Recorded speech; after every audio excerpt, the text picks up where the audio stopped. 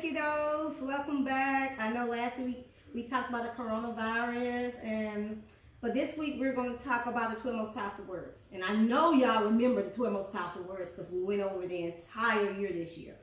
But first I want to introduce y'all to my co-teacher Jade. Y'all remember me talking about Jade all the time. This is my Jadey Pooh. She's going to be co-teaching with me today. So if she get up and try to move around or something like that, just ignore her. She's going to watch another child. So with that being said, the 12 most powerful words. These are to help you understand how to answer questions in a LEAP test or basically any other test. These two words. Right now, I want y'all to stop the video for like 2 minutes and see how many words you can remember and define. Just stop the video right now for 2 minutes. I'm going to continue to go, but stop it for 2 minutes and see how many you can remember from us teaching. So with that being said, let's talk about these 12 most powerful words. These 12 most powerful words actually are words that typically stump or typically hinder the kids when they're taking standardized tests or the LEAP test because they're not used to the test and normal. This year, I know our 5th grade team this year has been going into detail about the 12 most powerful words. They have been teaching and drilling into your head since the beginning of day one. I had all over my classroom, on my door, down the hallway, ELA, math, social study. All of us been telling y'all about these words and how important they are. These words are very important because if you do not understand how to use these words or what these words mean, you won't be able to answer the question correctly. So for today, I'm going to only do the first 6 first 6 12 most powerful words, and tomorrow I will get the last 6. I'm going to explain to y'all what it is and help y'all remember what it is and how to use them. I'm also going to put some questions in the comment section so you can answer them and post your answers on here, on this video, or on this page, either or. So with that being said, some students may feel intimidated or confused by these words, causing them to answer the question incorrectly when they know the answer, because they read the answer, they read the question, and they answer the question a totally different way when the word is asking for something else. So in order to understand these words, in order to understand how to answer these questions, we're about to go in a little bit of detail about what these words mean. These words are to help with higher order thinking questions, to help you understand and think for yourself to answer these questions fully. So let's check this out. I want for the rest of this week and next week, well actually I want for the rest of this to May 30th or whatever, however long I need to do this. I need you for the rest of this week, take one word, one powerful word a day, or one powerful word a week, or however you want to do it, because I want you to be fluent in it for next year.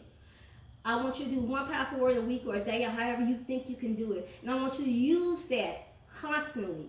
Explain it to your parents, people you meet on the street. Just constantly get that word in your vocabulary. That way you'll be able to better understand and how to answer a question, because you already know how to use it. So the first word we're going to use is trace. It says, using the paragraph, trace the steps of a cell meiosis. So it's saying trace. When you think about trace as one of the 12 most powerful words, asking you to list in steps. When it says, this question was, use the paragraph, trace the steps of cell meiosis. It's basically saying listen steps. You want to do a sequence order. It's like me telling you, how would you fix me a bowl of cereal? What steps would you do to fix a bowl of cereal? Trace what you would do when you get out of bed and fix a bowl of cereal. So if you get out of bed, you walk to the kitchen, you get your bowl, you get your spoon. Do you put your milk first or your cereal first? I mean, it's telling you list in steps. That's all trace means. You're just tracing or outlining what it means. You're just listening in steps. So that's the first word. The second word we're going to go over is analyze. It says, which of the following analyzes how the author used personification? Analyze means to break apart, think through, break in pieces. It means to tell me what's going on. You have to separate this part and that part. You're breaking this subject, this sentence apart. You tell me, or you breaking this subject apart and tell me exactly what you think is going on here. You're analyzing what they really mean. You're trying to determine what they really mean. You're investigating this. When they ask you to do this, when they ask you to tell you this or read this, you're analyzing what they really mean. The third word is infer. And y'all know I love infer because this thing deals with a lot of science. A lot of science deals with infer. Infer. Example is the story. Infer how Red Riding Hood felt when she realized the wolf was grandma. Infer means to read between the lines. What do you think?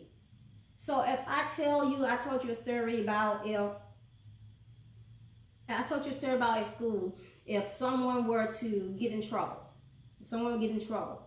and they went to the office and they told the teacher one story and told the principal another story, and the principal brought the teacher together and brought the student together, and they had to infer or read between lines what the true story was. They had to really think about what really happened.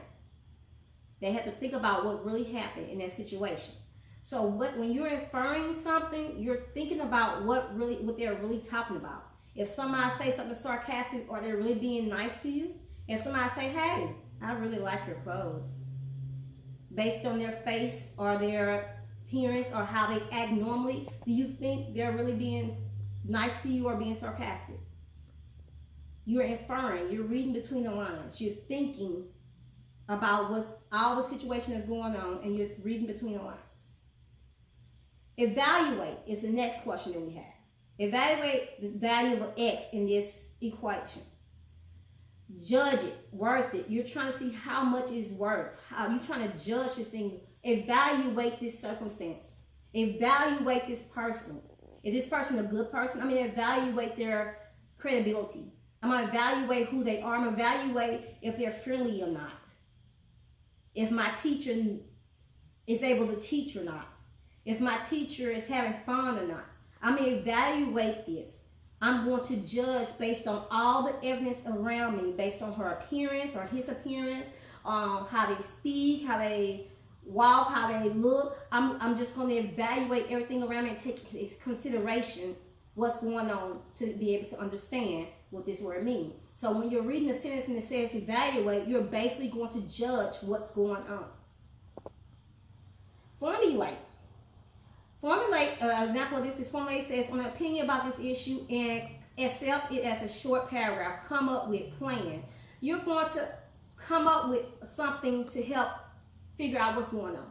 You're going to plan this. You're going to plan. It's just like, okay, you're going to formulate a way to, right now, we have a lot of issue with kids getting outside and going outside and stuff like that, even when the parents have to go to work and your parents tell you stay in the house and everything like that. And if I see you outside, you're going to get in trouble. So instead of you going out the front door, you formulate a plan to go out the back door so your neighbors won't see you. Or you sneak through the window. You're doing this, you formulating something to help you fix the situation. You're trying to get an opinion, you're trying to get through this thing. You're gonna come up with a plan to get through this situation. I'm gonna formulate how to get through this way. My mama said I can't go outside, but if she don't see me sneak through the back door, through the window, and nobody knows, I won't get in trouble. You're coming up with a plan. Y'all know how to use these words. Y'all just don't know what it is. But we're going to spend a little bit more detail in understanding this. I'm also going to post a video with this, and y'all know the video I'm going to post because I always post this video. It's a rap video with these 12 most powerful words, and I absolutely love it. If I can find the video from vocabulary, if y'all can find the video from vocabulary, vocabulary, it's a really pretty video about the 12 most powerful words. And the last word I'm going to say about today is discussed today is describe. Which of the following best describes the author's mood? Telling your own words. Who, what, when, where, and how. Y'all know I love when I tell y'all to write a paragraph. I love to use the five W's. The who, what, when, where, and why, or how scenario to answer those questions. If I ask you a question, I'm basically asking you to describe something. I'm asking you to if I ask you to describe something, I'm asking you to tell in your own words what's going on. Describe the details of it. You give me details about what's going on in that situation. You're going to tell me who did it, why they did it, when they did it, what they did, how they did it, and where they did it. You're going to tell me the situation. This is how describe is. When they ask you to describe something, it's not just a one sentence thing most of the time. It goes into a little bit more detail about that. So those 6 words, which I'm going to go back over again: describe, formulate, evaluate, infer, analyze, and trace. Those are the first 6 most powerful words. I want you to think of those 6 most powerful words today. I want you to sit there, and I want you to work with your little brother or your little sister, or your big brother, or little big sister, your parents, your grandparents, anybody that you can get there today, and see, can they figure out what those words mean? See if you're smarter. Well, I like to show smarter than the 5th grader. See if they're smarter than the 5th grader. See if they're smarter than you.